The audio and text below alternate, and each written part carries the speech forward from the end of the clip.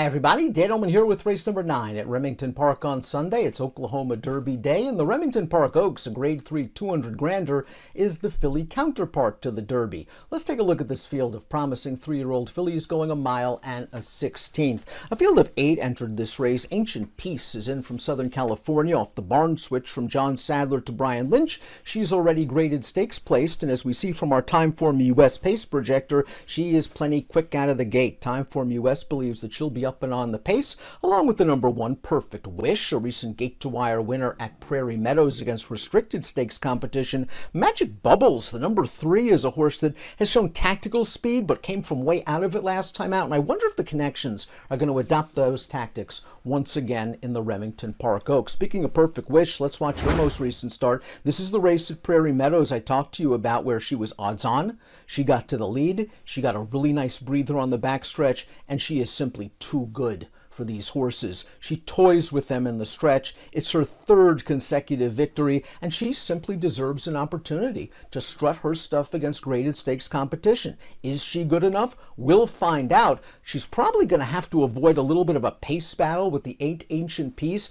I think they're going to come out running. She did show the ability to sit and finish sprinting 3 starts back, so it's nice to know she has that in her holster if another horse is absolutely intent on the early lead. The 2 is Merlatza, 2-1 on the morning line for the high-powered Brad Cox barn. This horse was a stakes winner at Oaklawn going a mile 4 starts back. Ran in the Indiana Oaks against a really useful horse defining purpose. Tax, the Black-Eyed Susan winner, was in that field, and she ran okay. They cut her back to 7 last time out. She was the beaten favorite. I wonder if at this point in her career, I know she's done well sprinting in the past, she is more comfortable going 2 turns, and I think with her tactical speed, good inside post position, and a very good jockey in Flavien Prat, she can tuck in behind the leaders and work out a trip. Magic Bubbles is the number 3. Let's watch her most recent win. This is a first-level allowance at Remington against some older horses. She was bet down to odds on. She fell far behind early. She got the pace scenario she needed. The pace was really solid for this class of horse. Magic Bubbles made a good move to make the lead. Hold sway to win. One of the also-rans came back to score with a 77 Beyer speed figure, albeit in a 3-life allowance on the turf. Honor D Lady is the number 4. They tried her on turf in the Saratoga Oaks last time out. Just draw a line through that race. She was likely overmatched. The soft ground didn't help either. Her race 2 starts back in the Celine over the Tapeta at Woodbine was okay. She ran to 2 next out winners that day. The 5th place horse coming back to win with an 82 Beyer speed figure on the turf. She's a stakes winner on turf. She's graded stakes placed on Tapeta. And her one and only dirt start, it's hard to really gauge whether she's as effective on that surface as she is on the others because she ran 2nd, but she got beat 15 lengths by a runaway winner. I think she's honest for Saffie Joseph, who knows where to place his horses. I will need this horse to drift a little bit off the 9-2 morning line for me to get totally interested.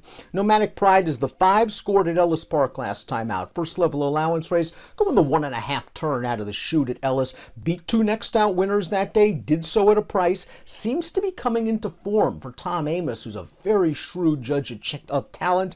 Nomadic Pride's going to be stepping up in class here. Needs a little bit of a Beyer boost, but I still think she has some upside potential.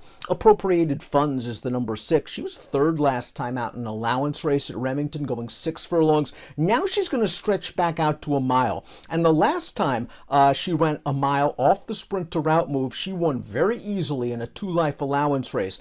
I wonder if the connections use these 2 sprints to sort of leg her up, get her ready to stretch out again in distance. She does have the tactical speed to sit up close and work out a trip. Now she's got to do it against better horses. Love Tank is another horse going turf to dirt. That's the number 7, a winner 3 starts back at Lone Star. And again, the Iowa Oaks, 2 starts back, not a fast pace. A race contested over an inside speed favoring track. It was won by a gate-to-wire winner. Love Tank had a lot of things going against her. The race flow, the race track, the quality of competition, and she still ran on fine to be 4th. So if you want to give her a few extra points for that race, fine. Throw out the race 2 starts back, and 3 back at Lone Star. She looked good, winning by a half length. She might be a little bit dirtied up coming into this race. She does have to improve a bit from a speed figure standpoint, but at a big price, you could use her at least on the bottom of single race exotics. Ancient Peace, another one going turf to dirt. Here's the last time she tried that trick, the grade 2 Summertime Oaks, a race where she had to be hustled out of there to make the lead, and she put away one of the 5-2 shots in that race on the second turn, and then she seemed to take a bad step. She bobbled or she jumped over something approaching the quarter pole. She got back on track. She still held on well to be second. The fourth place finisher from that race came back to earn an 88 Buyer's speed figure. That was a solid performance for Ancient Peace, and her Southern California speed plays very well in here. Rafael Bejarano takes the mount for Brian Lynch. She's been working quick, and something tells me she's going to be on a send out of the gate, and I still think she retains some upside potential as well. We take a look at my top selection for the Remington Park Oaks. That's where I'm going. I'm going to the outside. I think Ancient Peace is going to show that good early speed. I think Merlotza can get back on the beam with a good performance, stretching back out in distance. She's a little light for me on the morning line at 2-1, but she seems very consistent and she can work out a trip. But I'll go Ancient Peace in the Remington Park Oaks Sunday at Remington Park. Good luck.